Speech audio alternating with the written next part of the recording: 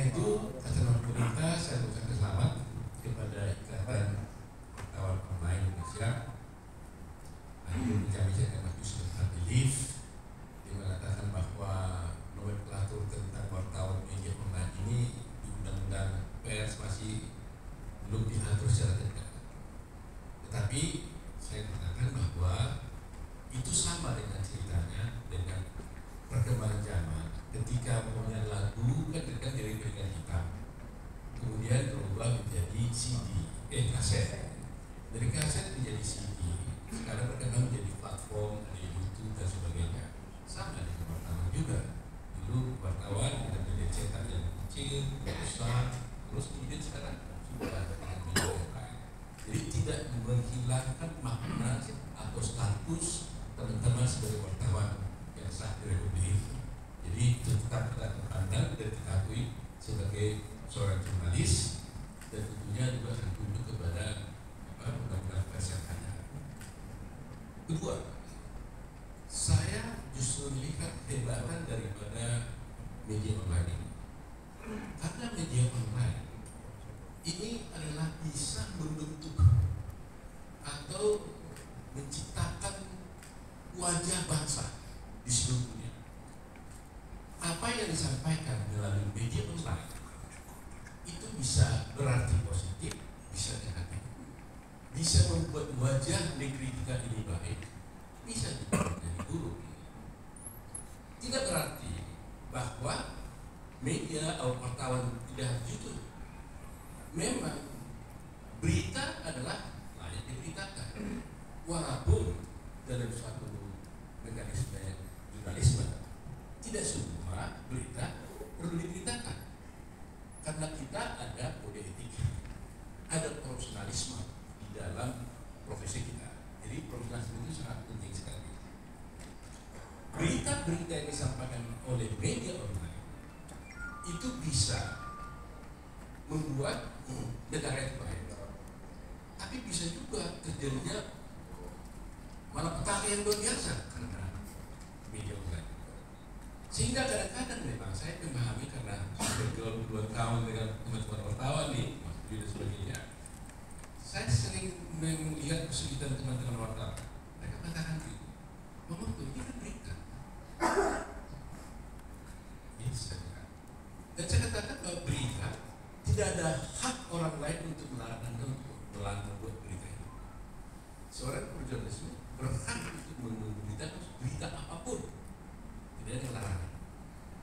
Tetapi di dalam prakteknya dia juga terikat suatu moral, etika, profesionalisme dan sebagainya.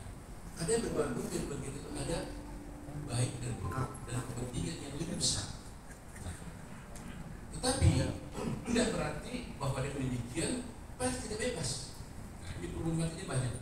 Oleh karena itu saya ingin menyampaikan kepada teman-teman, pemerintah betul-betul memberikan dukungan penuh kebebasan pers.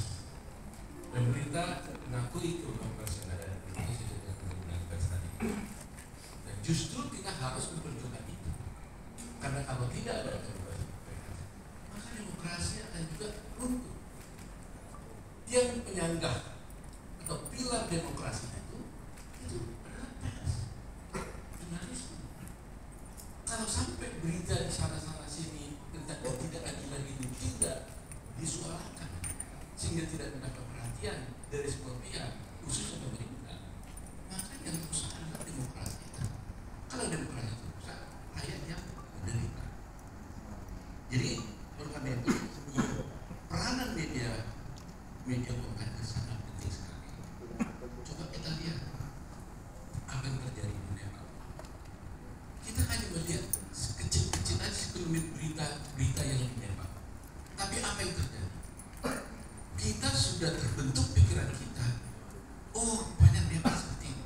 Dengan mungkin hanya 5 berita, cuplikan-cuplikan berita tentang kekacauan di Nepal. Tapi saya akan percaya teman-teman juga pasti terbentuk pemikirannya tentang bagaimana negara Nepal. Padahal belum tentu seperti yang hanya 5 berita itu. Masih banyak berita-berita yang lain. Tapi dibentuk berita itu sendiri. Pemikiran kita terbentuk. Itu yang kata-kata bahwa media online dapat membentuk dan merupakan wajah dari suatu negeri. Pengaruh media kuat sangat berbeda. Indonesia merdeka dulu nggak ada online, hanya melalui radio. Tetapi ketika Indonesia mendengar kabar bahwa bom dijatuhkan di Hiroshima, langsung timbul jiwa kesatria dan pembacaan Indonesia berjuang agar kita merdeka. Sama juga sekarang negara-negara berita di satu negara di Indonesia, kemudian di Nepal, terus menjadi ke negara-negara lain, Filipina, sebagainya. Itulah problem. Jadi oleh karena itu, bapak-bapak, teman-teman semuanya ini adalah orang-orang sangat penting di dunia, karena bisa menentukan juga nasib bangsa dari segi media sosial. Oleh karena itu, saran kami dan bahwa enaknya lah tetap dengan kebebasan dan gaya yang lugas daripada wartawan, tetap memegang teguh undang-undang pers, tetap memegang teguh etika profesi, tetap menjaga teguh dengan profesionalismenya dengan segala macam kebebasannya. Percayalah bahwa di tangan Anda negeri ini bergantung juga. Demokrasi sangat banyak dipengaruhi oleh pers, khususnya media online sekarang ini. Ada kadang-kadang kita berpikir kecepatan adalah hak yang utama. 1 detik pun saya tidak mau ketinggalan. Saya selalu begitu. Ada tak 1 detik pun saya tidak mau ketinggalan. Tetapi coba kalian dipikirkan juga bahwa oke lah, saya kalah 1 langkah dalam memberitakan, tetapi di dalam akurasi saya menang 5 langkah. Ini juga menjadi satu pertimbangan. Setiap orang punya pertimbangan sendiri, tetapi yang penting saya kira kebenaran yang ada